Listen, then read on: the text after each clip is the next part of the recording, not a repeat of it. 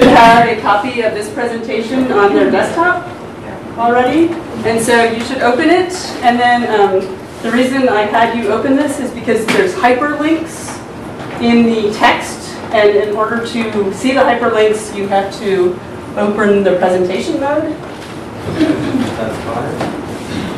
So, so you want to open the presentation as a presentation window, and now like this text is hyperlinked.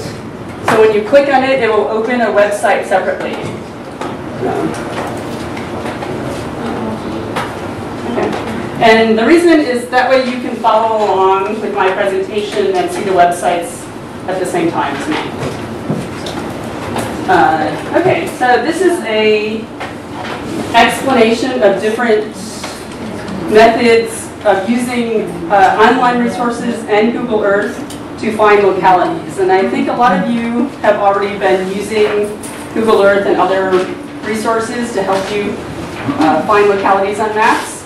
And so oftentimes using an online resource or Google Earth is very convenient with a paper map, especially. Because a paper map doesn't necessarily have an index. And so if you have a website or a gazetteer or other things, you can use those to find where the localities are on a paper map also. So this is, the idea is that as we keep showing you more tools, you can use them in conjunction with each other. Okay.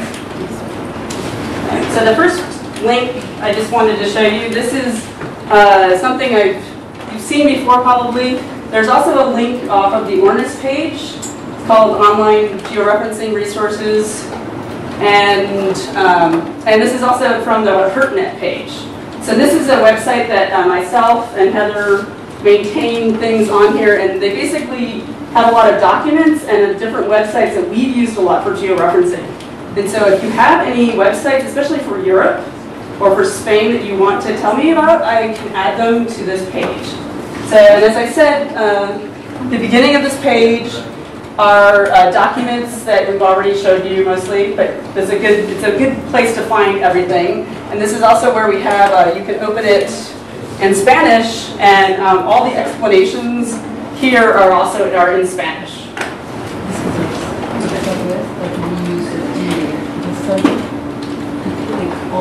So, and what I wanted to show you next are, here's some of these georeferencing tools. So I will have links throughout the presentation to specific ones I will explain. So you can just use the presentation to do your exercises, or you can use this page.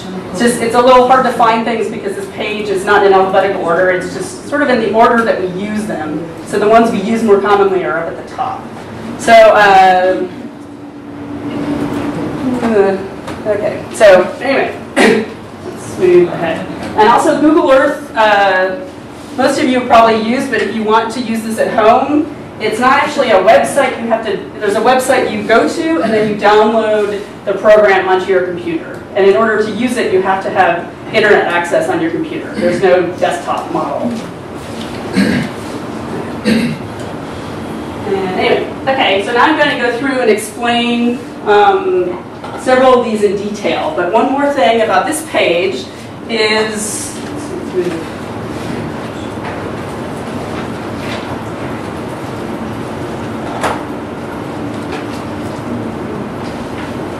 okay, so like here's a list of gazetteers, and I'll be describing several of these in detail. But what I wanted you to look at here are these explanations, and again, this is also in Spanish on the En Español site, is I've given you information about how to use these websites with the calculator. So like if you go to Alexandria Digital Library, it won't tell you what the datum is. It won't tell you things about coordinate precision. So I've given you information here that will help you use this with the error calculator. So such as the original coordinate system for this is in degrees, minutes, seconds, and the datum is WGS 84, and things like that. So, and then some of them say like the coordinate precision is exact, etc. So I don't think I have the information for every single one, but I try to keep this updated as possible. So if you find a website and you're not sure what the datum is, or you're not sure what the precision to use in the calculator, you can always write to me or John, and we can help you try to figure it out. So for many of these places, we actually had to write to the people at the website, like the administrator, and ask them what is the datum of your maps. So.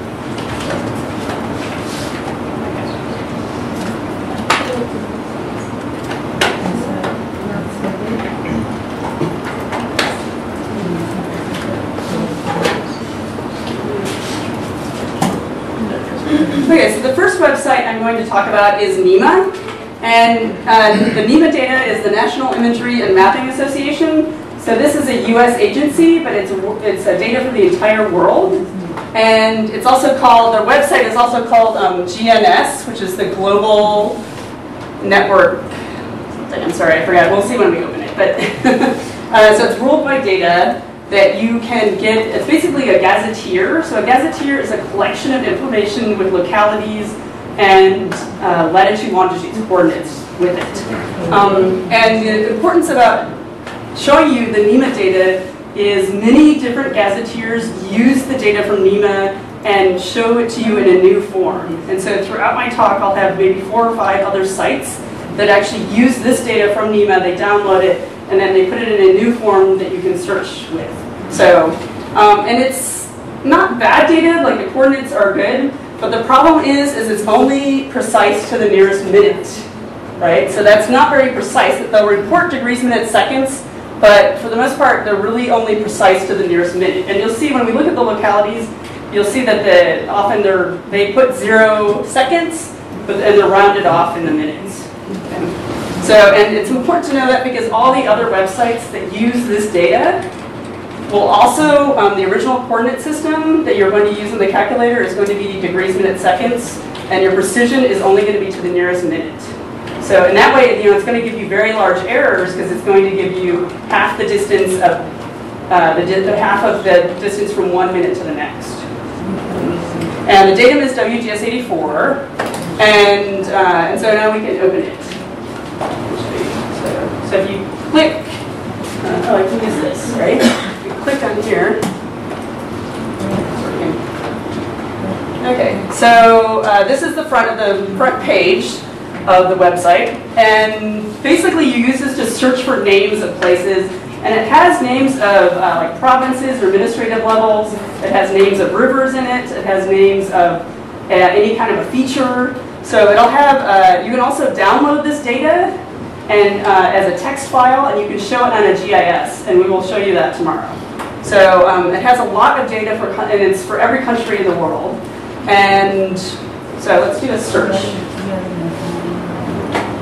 And I'm going to do the text-based search.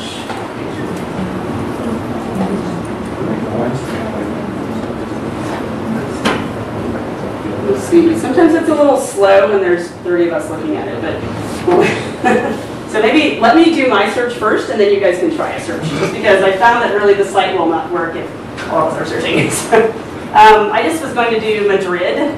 So, and so even though this isn't very exact, it's only to the nearest minute, it is useful if you have a country that you don't know where a lot of places are, or if you're using a paper map, you can use this to help you find where a place is. So, I mean, for some places, if you don't even have a paper map, you have nothing else, this is going to be the most useful thing.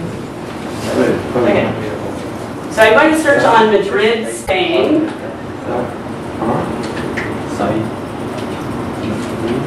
So I choose the country, Spain, and then,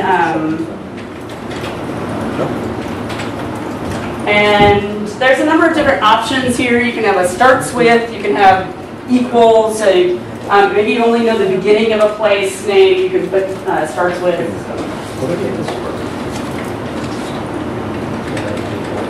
Okay, and so for Madrid, you see it gives us many different options, and it's partly because I searched with the starts with Madrid, so any name in Spain that had a Madrid in it will come up. And then you have to decide which one of these you think is the correct answer based on information they give you. So one thing, they'll also give you variant names about this. So this is the Comunidad de Madrid. Another name is the Provincia de Madrid. So and this tells you over here, this is a first order administrative division. So this isn't the city of Madrid. This would be like a province that's called Madrid. And so that's one thing to be careful of when you're using this for searching, is you're going to find the administrative levels that have the same name as the specific place you're looking for will also appear. So, and then this is what I was interested in, the capital of a political entity. And then here's the latitude, longitude, and you would basically copy and paste this coordinate into the error calculator. And you can see there's no seconds, so it's only accurate to the nearest minute. Okay.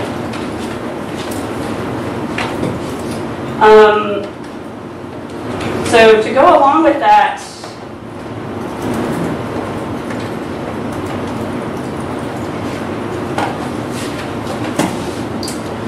I also want to show you, this is a website that does not give you coordinates, but it gives you lots of information about countries. Maybe some of you used this before. Statoid, so it's basically a statistical, it gives you statistics of countries and things about the provinces and information about former provinces' names.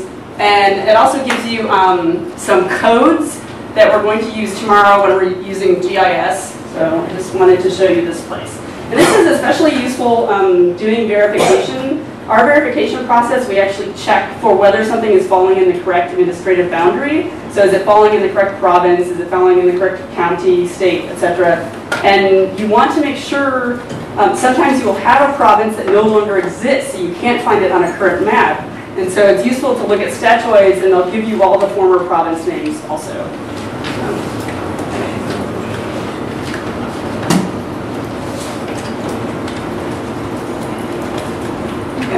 And so let's search on Kenya. And so I just sort of click on the K, and Kenya is listed here. And you can see there's a bunch of, a lot of different information that you can get from this site. It gives you some different maps. And usually what I'm interested in a lot of times is this information about the provinces. Okay. And it tells you the international code for Kenya is KE. So you can look up on here what international codes for countries are, and other names. So this is actually really useful to finding variant names. So if you have a name and you can't find it on a number of different websites, you think it's Kenya, or you think it's the former name of a country, you can go to this page and you can see what all the different former names are. So, okay, and finally, this is usually what I use this site for a lot. Here are all the provinces of Kenya. I'm not sure if all of these are in use at this moment. Yep. Yes, these are all they use. So for places like Burma, it'll list a huge number of provinces, and many of those are not being used right now. And this is a GBIFS code, which we're going to use tomorrow. But the first province is for Kenya. Is the central province, and the second one is the coastal province. So it's useful if you're using the NEMA data for other resources. You'll often find these things called GBIFS codes, and this is a good way to find information about those. So. Is this like the standard ISO subdivisions? It goes down, so if you go back to the last page, for this it goes, I just looked at the province page. But you can go down, so primary divisions are within a country the first administrative boundary, and then secondary divisions would be divisions that are smaller than that, such as, I guess it's a district in Kenya, and so in the US it would be state and then county. So, okay.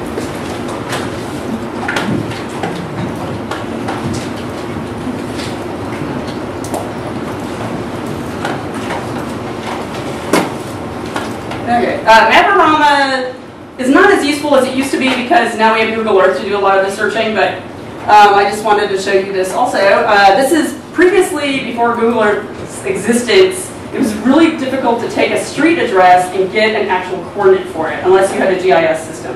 So, like in the US, we have something called MapQuest where you can do searches and you can look for, you can get searches by how to go to a place, let's say, like how to go from one place to another.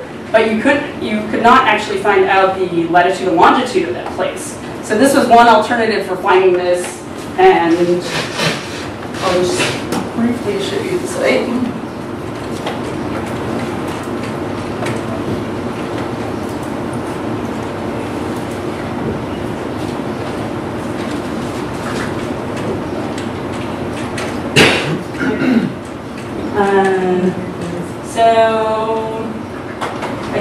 an itinerary. I'm just interested in searching. And the place I wanted to search is an address in London.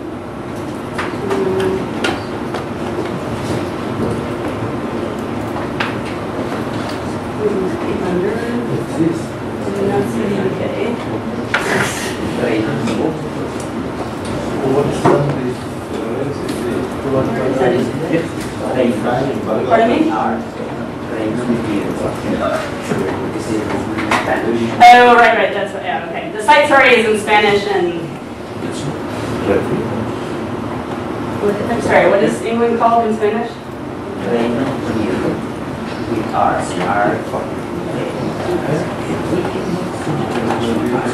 Yeah, let's just pick a different locality, sorry. Let's just do something in Spain. So, can someone give me an address in Spain?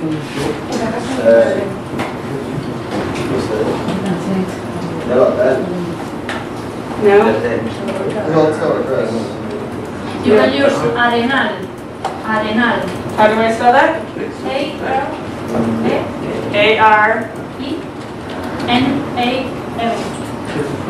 Okay, Arenal. And what's the number? 3? Okay. Well, we'll see if this works. And it's in Madrid? It's in Madrid.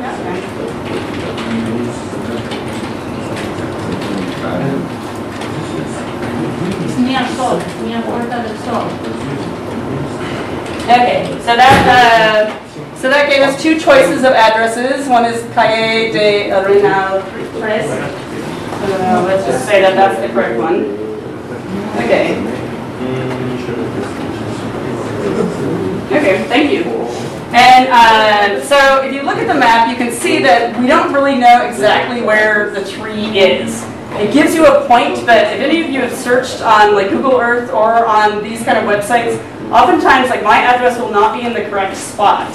So you try to be conservative and give it a large extent based on how big you think that area is that contains the number 3 or the trace, Arenal trace. So probably for this, here's 1 block on this, and I know it's somewhere between Puerta del Sol and this next street, or probably. So I would probably say my extent was this distance. So I would put my coordinate here, and the coordinate you can find is at the bottom of the map.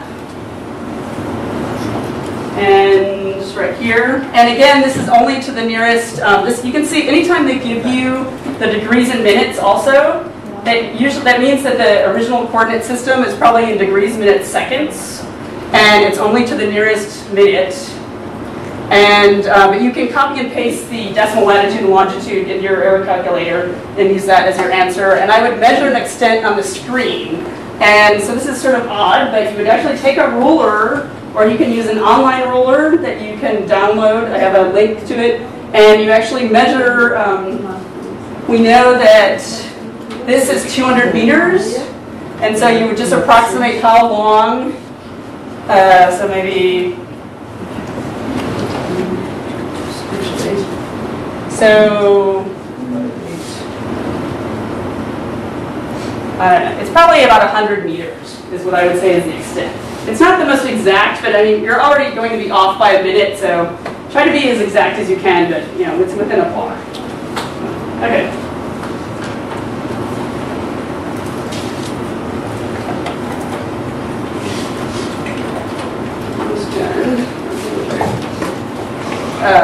This site is excellent, and I would actually use this if you cannot find a place on Google Earth and you don't have any other map sources. This would be the next place I would actually go. And for our localities that we were georeferencing that were from sort of remote places that we didn't have any paper maps or digital maps for, we used this a lot. So we did some georeferencing of Korea. We georeferenced places in South America, and we didn't have a lot of maps for them, and this was a really useful site for finding where places are in other countries than where you exist, especially in non-North American.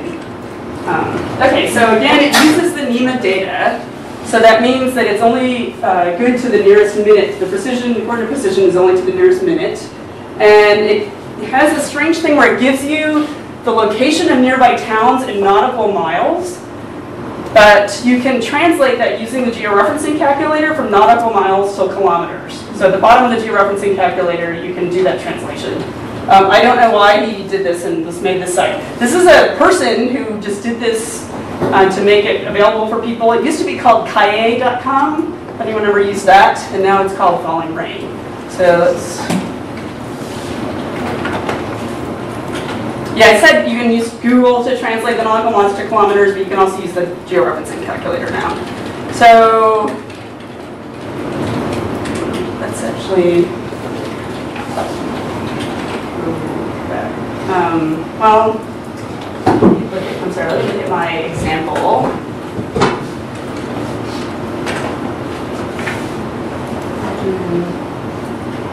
Constant. Okay. So the example I'm using is a place in Brazil called Benjamin Constant. And the website is arranged alphabetically, both by country and then within the country. So Brazil is right here.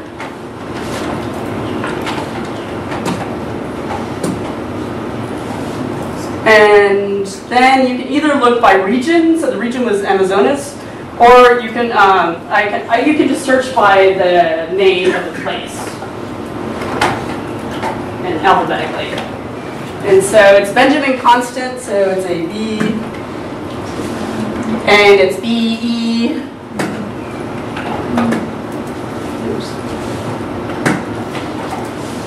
And B-E-N. Okay.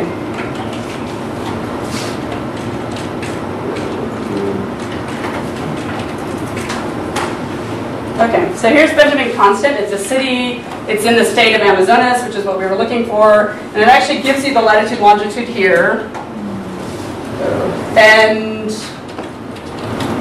so, and it gives you a map. And unfortunately, it doesn't display the nearby places with their names. But the way that we've always used this site is we find the place we're interested in. So here's Benjamin Constant. We know the latitude and longitude, and then the next problem is getting an extent. So you could get an extent off a paper map, or you could actually use this along with the rule that, remember, for a remote place, the distance we would measure is halfway to the next nearest named place. And so you can look on the bottom here and see what the next nearest named place is, which it looks like it's Petropoli, which is 1.8 nautical miles away. And so you would half that distance to get the extent, so it's 0.9 nautical miles, and then use the calculator to translate 0.9 nautical miles into kilometers. So it's not the best site because we're not actually finding the place on a map and measuring it ourselves, but I think for a lot of places that were very remote that we had no other resources, this was... Yes? I think that person was more in air traffic, that's why they use nautical miles or so. Can you click on satellite and where does that satellite image comes from? This satellite? Nope. Oh, I'm sorry, the one above. It's Google Earth. It's Google Earth. Okay. Under the first big map is a line with links. Oh, okay. There's no satellite on the I'm sorry, where are you pointing? Scroll it up a bit so you see the lower margin of the big map. Okay. The first line is satellite. Okay. I'll be landside. Yeah, produced by Google. Okay. Yeah, it's good. I think these. Well, this is Google Maps then. Yeah. If it's showing up on here. That's so. Landside satellite. Yes, but from Google Maps. Okay. So. Okay. And again, it doesn't display the next nearest places. So you, but you can. It's very useful for finding places and putting yourself in the right area. And then a lot of times, as I'll explain, Google Earth doesn't have every named place you could possibly want, and so this is really useful. Okay.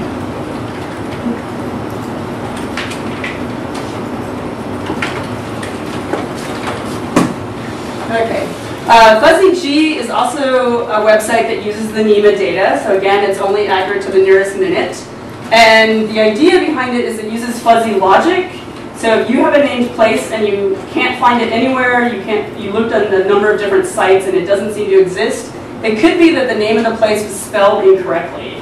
So, so here I have Albuquerque, which is spelled correctly, but if I spell Albuquerque incorrectly, let's see if it gives us, and you can control the amount of fuzziness. So how fuzzy, how off do you think this locality is? And usually I just start with the default fuzziness, see how many localities I get, and then sort of adjust based on that. So if I don't get very many, I make it more fuzzy. If I get a lot, I make it less fuzzy. So, okay, so search for okay, so I haven't put all the U's in Albuquerque. Oh, and it's giving me a lot of results. You can also change, let me redo this because I wanted to select, I know that it's in New Mexico, and so you can select the country.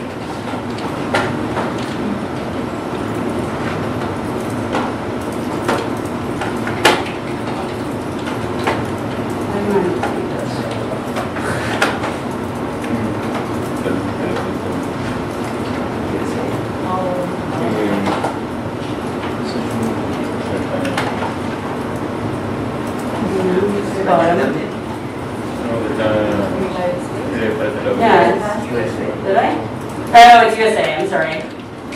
Where did I just pass this? I'm sorry, I'm not seeing this. Oh, here it is, I'm sorry. It's not in alphabetical order. Okay, so search on USA and then do the search again with the default fuzziness. And I'm not sure, I actually don't remember trying this, so we'll see if it actually worked. But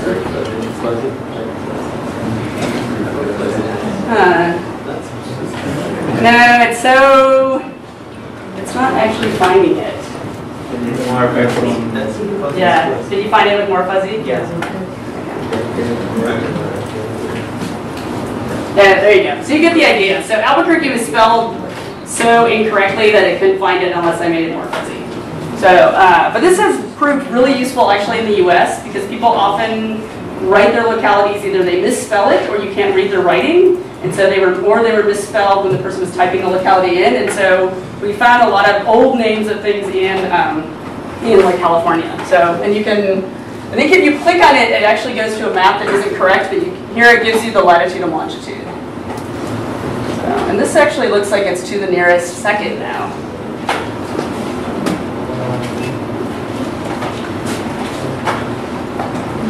There, okay, I'll move on. Next one.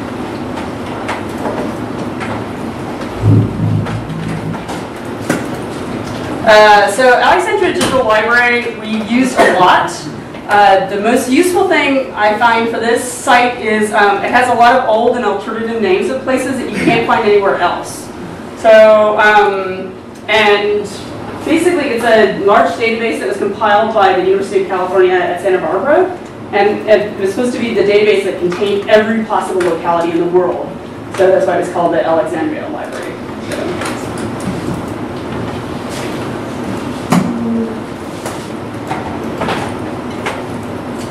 So the searching on this is where you would put in the place name. And so sometimes if you're having a hard time after you do a search on a name, if you can't find what you're looking for, it's often useful to zoom in on a part of the map.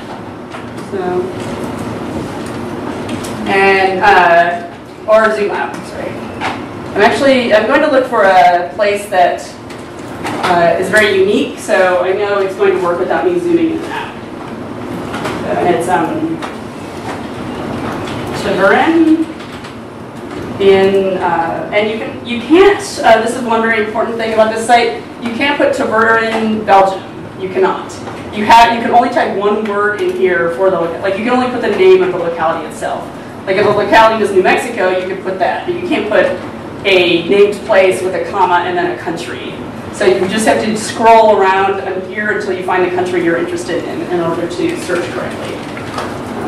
And you can also choose, some different categories of places, but I'm just going to try a search on this.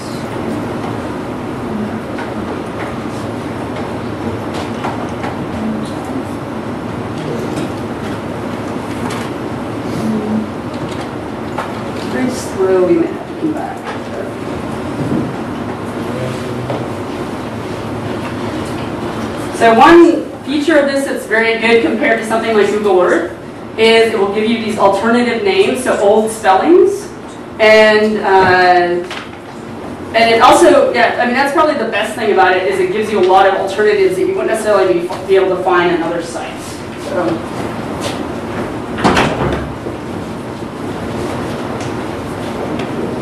okay, I'm going to come back because it's taking a very long time.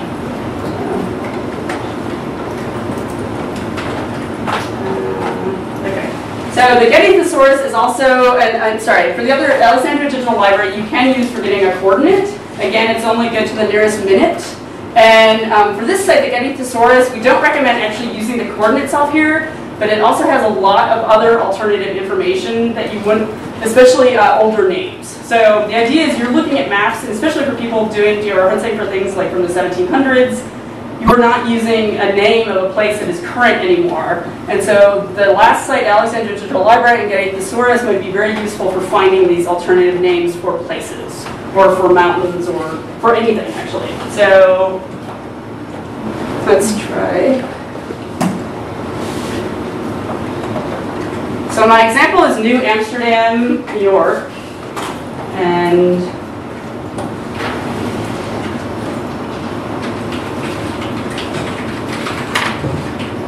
I think I just searched on New Amsterdam, that actually comes up, and yeah. And a couple different ones come up, but we get one from Ohio. And we're interested in one in New York State. Sorry.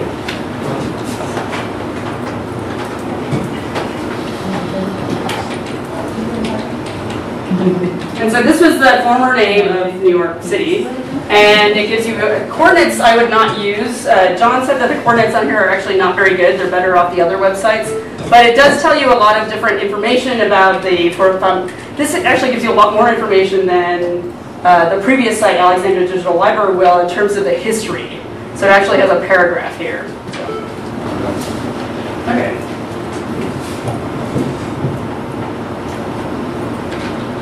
And if we go back to our other site, Alexandria Digital Library, there was an administrative unit that's Tiburon and a populated place. And I'm interested in the city of Tiburon, and this is the information it gives you. So Tiburon is in the Flemish part of Belgium, and so this is an alternative spelling. I think that's like the French spelling of it. It tells you it's a populated place, and it gives you a latitude and longitude. And even though these are, again, in decimal degrees, they're really only, the original coordinate system is in degrees, minutes, seconds, and they're only good to the nearest minute. Okay.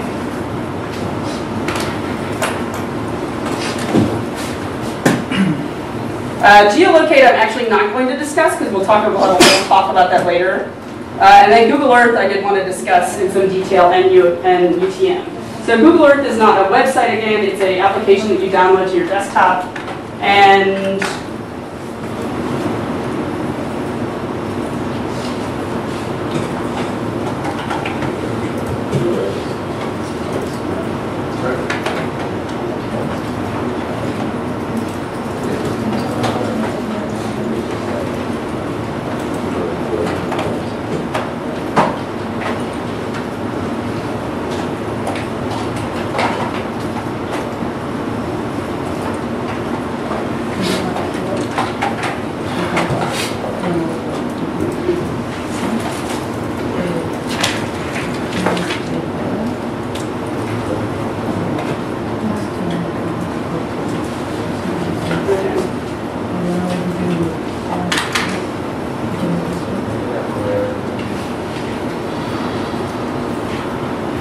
sorry, I should have initialized this already. And so you can search on a name up here. One thing about Google Earth, it often only has place names that are cities or towns. It doesn't always have natural features such as mountains or valleys. It will have some, like it has Grand Canyon, things like that. But a lot of small names of places it doesn't necessarily have, and places that are more natural features kind of thing. I think mostly the gazetteer that's in this has a lot of cities. So, okay.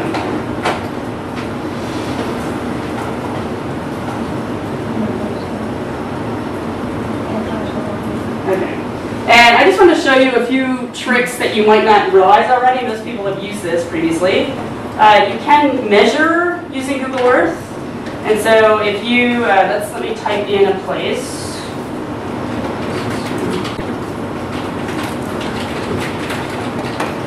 San Francisco, California.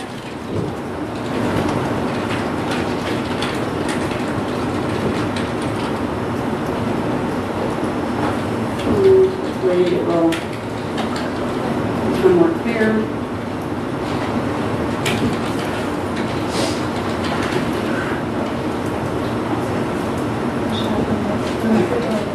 Well, it's not great, but hopefully it looks better on your monitors. You do want to make sure that you click some of, these are extra layers that can help you, and there's actually some administrative layers in here that, because it's in Spanish, I'm not sure I'm going to be able to find it, but it's usually called borders. So you can have the roads turned on. I think it's under the Web Geográfica. How do you say borders in Espanol? Fronteras. Fronteras. Oh, so it's already turned on for mine. So this thing, Fronteras, and so the borders usually appear as, I think, a green color. And I'm also, these are the roads I've turned on. And the reason that this is useful is if you're, that have the borders, is you can see where the borders of administrative units are. So San Francisco is a county and a city, and I should be able to zoom out enough and see the border for where the county and city end.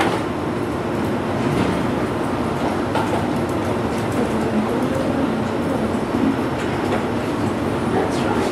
Let's get rid of the roads.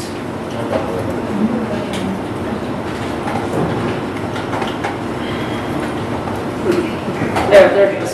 Okay, so this is showing you this is a border, the faint green line. And so San Francisco, the county, and the city do the same thing, extend out into the bay here, and then this becomes a different county.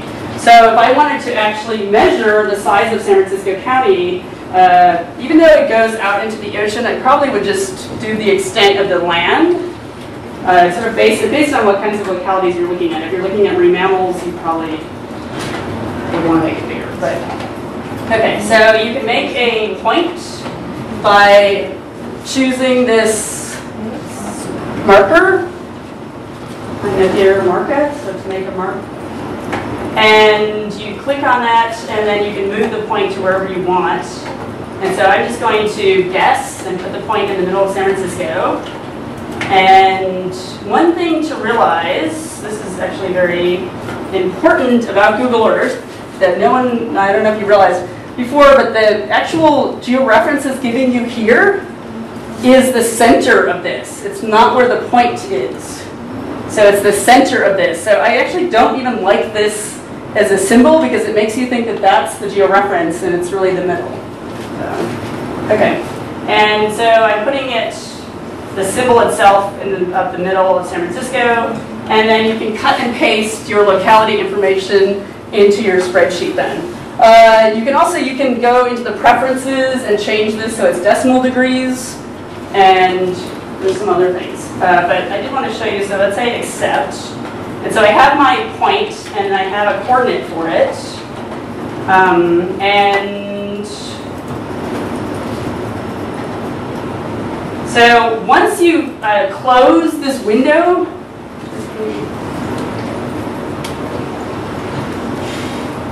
the window for the pointer.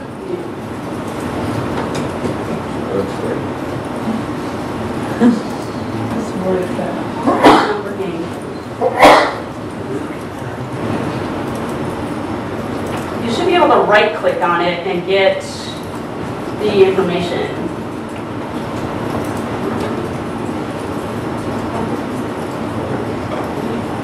Properties? Okay, thank you. So here's the latitude and longitude. So if you made the marker and then you close this window, you can open that up again by right-clicking, opening properties, and then the latitude and longitude you can cut and paste into your sheet. So let's say I want to then take a measurement of the extent. If you click on the ruler up above, and I would like to measure in kilometers, so you change this to kilometers. And then you select where you want the beginning of it to be, so I'm going to put it right in the middle of that point. So again, I'm measuring my extent, so it's the extent, or the distance from the geographic center to the furthest edge of that entity.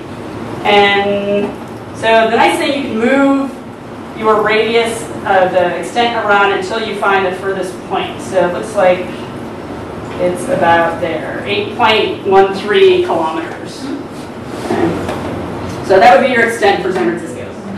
And so this is very useful, especially if you're doing, you're looking for an administrative boundary or a county, or province, and you need to know the size of it. It's really difficult. Normally we would have to go to a paper map to measure that, but now with Google Earth you can see the boundaries and you can use Google Earth to do these measurements.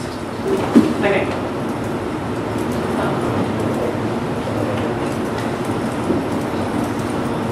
Almost done.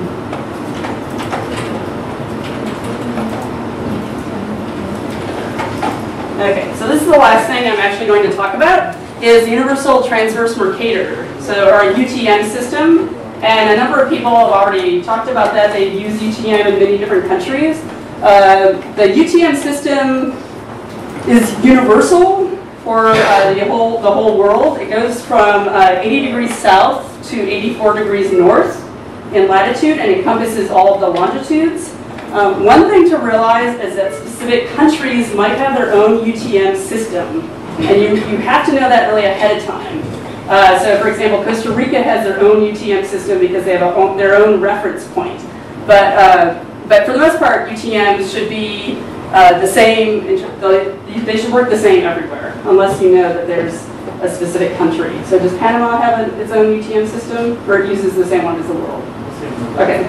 So, and these are 1 meter by 1 meter plots on the Earth, and the extent, if you get a UTM coordinate from a GPS unit, then the extent for that is the same as it is for a GPS coordinate, which is 30 meters. That was our default. But this is an example of some UTM coordinates. If this is a complete set of coordinates and then it goes out to 7 digits, so that means it's actually telling you the meter, the meter square that you're interested in.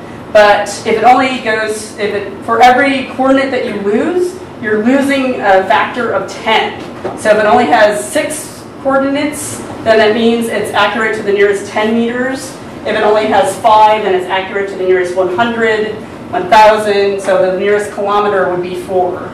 So, and this, one problem with UTMs is you have to know what region or what zone you're in to use UTM. And you can either get that from the locality itself, so they might tell you, like for this example, I know that it's in Arizona and I determined it was 12S was the zone. I'll show you that map in a moment. But if they don't, all they give you is this, without a zone and without any other locality information, you can't actually figure out where that UTM is in the world. So you need some other information, like this one said Ambrosetti Pond Ranch with an altitude, and actually did say Arizona. So that was how I figured out. The correct way that should have been written is actually 12S, the zone first, and then the UTM listed like that. So there's an easting and a northing, and so an easting is the X coordinate, and the northing is the Y coordinate. And that's how they're always expressed with the X and the Y first, but X first and the Y. Okay, so let's show you, first let me show you the zone. And so again, the error calculator doesn't do the transformation for you. You have to go to another website, transfer UTMs into decimal latitude and longitude, and then use those coordinates. You could have a UTM system and use that for all your coordinates, but you have to make sure that however you're displaying them is a transverse Mercator projection. They won't display correctly without that. Okay, so these are all the zones of UTM in the world. So as I said, they stop here at the 84 north, and so the region I was interested was here in Arizona, And so you would express the value as 12, and then S is the zone you're.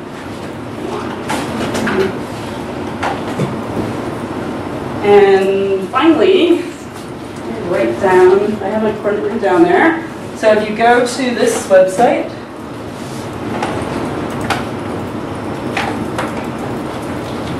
so this takes latitude and longitude and transfers it to UTMs or vice versa. So I have the UTM, so I'm in the zone. I'm going to put those in first, and then I'm going to get the latitude and longitude.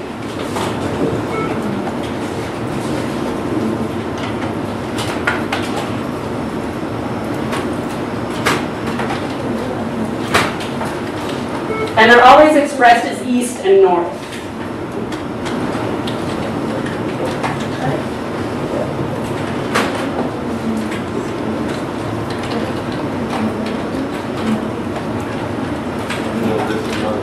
And to click, to get the latitude and longitude, you just hit the arrow through that. Okay, and so -113 longitude and 39 latitude, and that's and it was in the northern hemisphere. And that sounds about right for Arizona. So, and again, it's a negative. It's the western hemisphere, so it's negative longitude. So, okay, are there any questions about any of those? No? So I think we're done then with the georeferencing, with the online resources page, and then I can show you the actual exercises, which are